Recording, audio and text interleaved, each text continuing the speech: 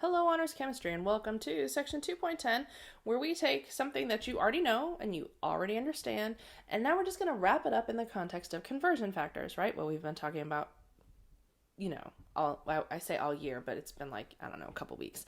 But anyway, so back in middle school, you learned about density, or maybe even earlier than that, right? As the relationship between mass and volume, right? For a substance. Which means that it's always got two units as part of its, or two pieces of information make up the unit. Yes, mass and volume. Every time for the rest of the school year, right? Every time we have a quantity that's represented by two pieces of information or two different measurements, right? It's going to be a conversion factor. And so here we have some different densities, right? The only one you're responsible for memorizing is water. And water's density of liquid water at room temp is 1 gram per centimeter cubed.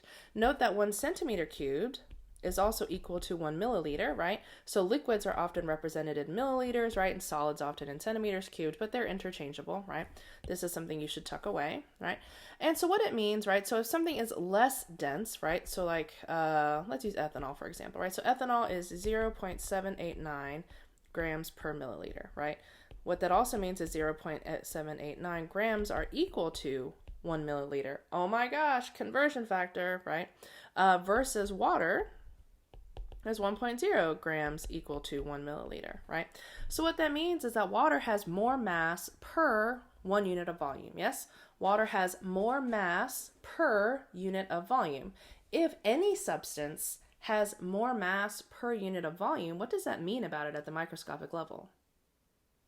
Right. There are more particles per unit of volume. Yes, more atoms per unit of volume, right? That's what it means to have more mass, right? Another way we can look at that, right, is that the particles are closer together, right? That's what that means, right? Those go hand in hand, right? If we say there are more atoms per unit of volume, that means there is less empty space between those atoms in a given unit of volume. And note, density is not about heavy versus light. Heavy is about mass, and mass is a singular piece of information, right? If I have more ethanol versus less ethanol, yeah, one sample's heavier than the other, right? But when we're talking about densities, right, we would say that one has more mass per unit of volume. One has more atoms per unit of volume, okay? You have to tie the two pieces of information together, right? So then this is really just a conversion factor, right? So lo and behold, let's do some. The woman, so this is your skill builders from section 2.10, right? So this is the follow-up. So in the first part of the problem, they determine the density of a ring. It turns out it's not quite right. And so they give her a new ring. This time it's supposed to be platinum. So she finds the mass of the ring to be this, right? And its volume to be this. Now note that the problem could be less overt about it and just say she measures things and she comes up with this many grams and this much centimeters cubed, right? You should be able to see grams and know, grams is a mass, right? Centimeters cubed is a volume. And then if I want to know if this ring is genuine, I just need to do density, right? Density is mass over volume, right? Now, here it's important, right, that we don't get lost in everything we've been doing to date, right? This problem is easy enough that you could have solved this back in the 8th grade, right? Take your mass, 9.67 grams, put it over the volume, 0.452 centimeters cubed, and then we will get some number of grams per centimeter cubed. Yes? Let's do that really quickly. And we get 21 point, we're rounding this to 3 sig figs, so 21.4 grams per centimeters cubed, which indeed does make this platinum, right? So yes, it is platinum, right? But if we, think too hard, we might try to turn this into some kind of weird conversion, right? Where we might try to do like some kind of converting between this and between that, but that's not what the question's asking us for, right? This is why that whole problem-solving method that the book teaches you, right, shows us that we should figure out what our given and our goal is. So here we actually have two pieces of information, but our goal is asking us to put those two pieces of information together, right? So it's really important that we pay attention and just do what we're being asked to do. Don't make the problem harder than it is, and don't throw away all the amazing science and math knowledge already tucked inside your guys' brains. All right, next up. A drop of acetone has a mass of this and a density of this. What is its volume in cubic centimeters? So volume is the goal, right? So I would know to know the volume in centimeters cubed, right? And here I have two pieces of information given, and then you might be confused. Oh, I don't know which one's my given. It's this one, right? And I know that because this is actually a what? Correct. That's a conversion factor. Yes, 0.788 grams is equal to 1 centimeter cubed. That's a conversion. We're going to use that to get between mass and volume. Yes, because density is the relationship between mass and volume. So it converts between mass and volume. Lo and behold, I have a mass, and I'd like to get to a volume.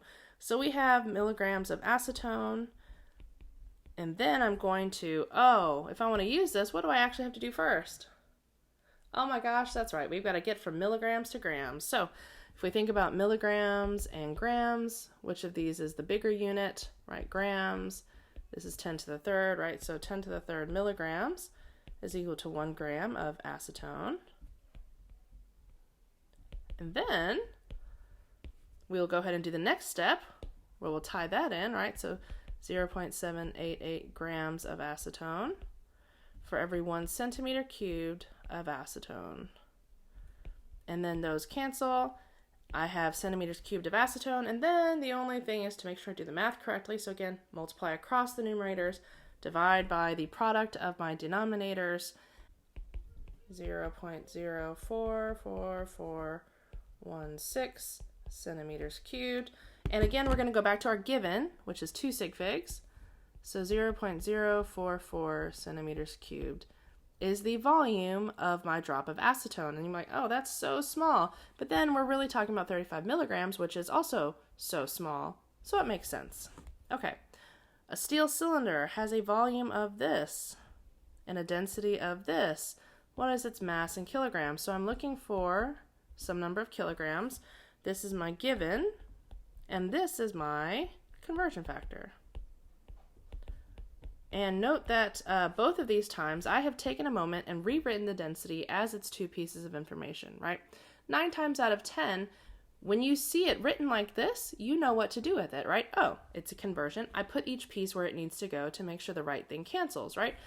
For whatever reason, when we look at it like this, we're less likely to recognize that, okay? Because it's not split into its two pieces. We don't know what to do. We put the number in the wrong place, right? So help yourself and take 2 seconds and rewrite it as a conversion factor, okay?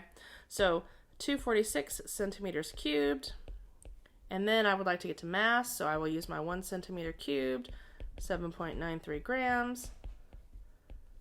And then now, if I want to get to kilograms, that's right.